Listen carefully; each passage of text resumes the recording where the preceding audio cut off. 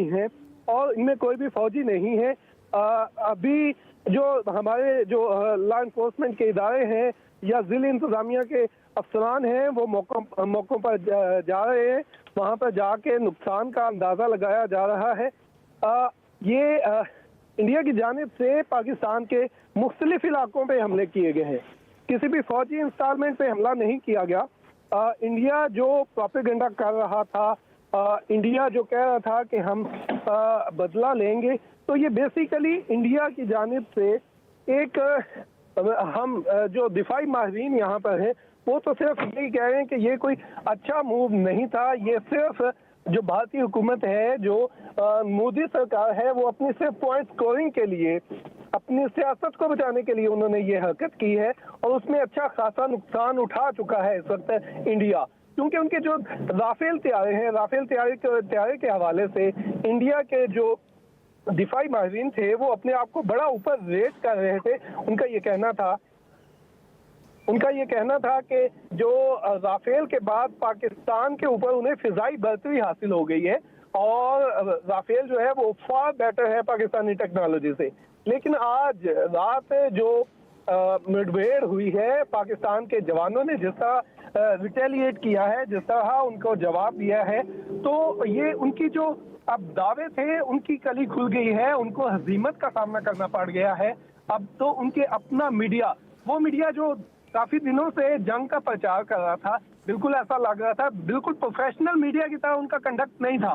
वो Indian media को आप देखें, पुलवामा वाक़े से लेके अब तक रात तक इंडियन मीडिया बिल्कुल नॉन प्रोफेशनल बिहेव कर रहा था, अपनी आवाम को जंग पे उभार रहा था, इंडिया में हिंदुत्व का प्रचार कर रहा था।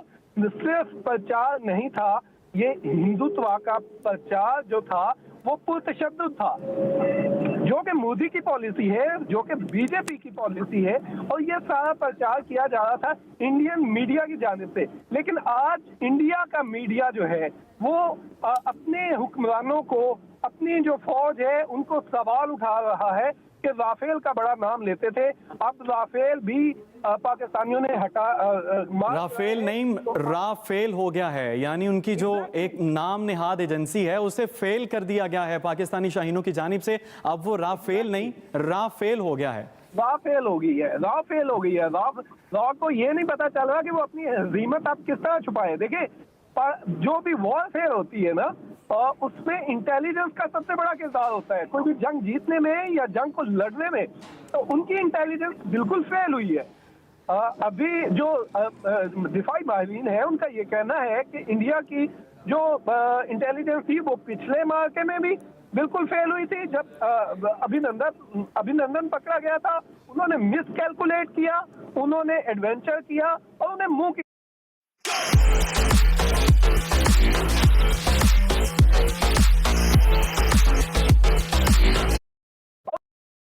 इंटेलिजेंस एजेंसियां बिल्कुल नाकाम हुई हैं। और आपने बिल्कुल ठीक कहा कि ये राफेल फेल नहीं हुआ, राफेल हुई है। और बिल्कुल नहीं, हमने देखा कि पहलगाम का कोई सबूत नहीं दे सके, हम उनको पेशकश करते रहे कि मिलकर इसकी तहकीकात कर लेते हैं। हमारी अमन की कोशिश को उन्होंने हमारी बुज़दिली समझ लिया, हमारी कमज़ोरी समझ लिया, और अब पाकिस्तान दिन के उजाले में सबूत दे रहा है कि ये है तुम्हारा दिफा। जी बिल्कुल, बिल्कुल आपने ठीक कहा। पाकिस्तान ने हर फोरम पे कहा, ये अभी नहीं कहा, हर दफा जब भी वो कोई ड्रामा रचाते हैं। बेसिकली मैंने जहाँ से स्टार्ट किया, आप देखें इंडिया में जब भी कोई इस तरह का वाकया हुआ है, जिसको ये कहते हैं टेररिज्म हुई है, क्रॉस बॉर्डर टेररिज्म जिसे ये कहते हैं, अब ये सोचें कि ये सारे मोदी या बीजेपी की गवर्नमेंट में क्यों होते हैं? क्योंकि बीजेपी की जो सियासत है वो पलती है एंटी पाकिस्तान नैरेटिव के ऊपर, हिंदुत्व के प्रचार के ऊपर। वो अपने मुल्क में किसी अक़लियत को बर्दाश्त करने को तैयार नहीं है।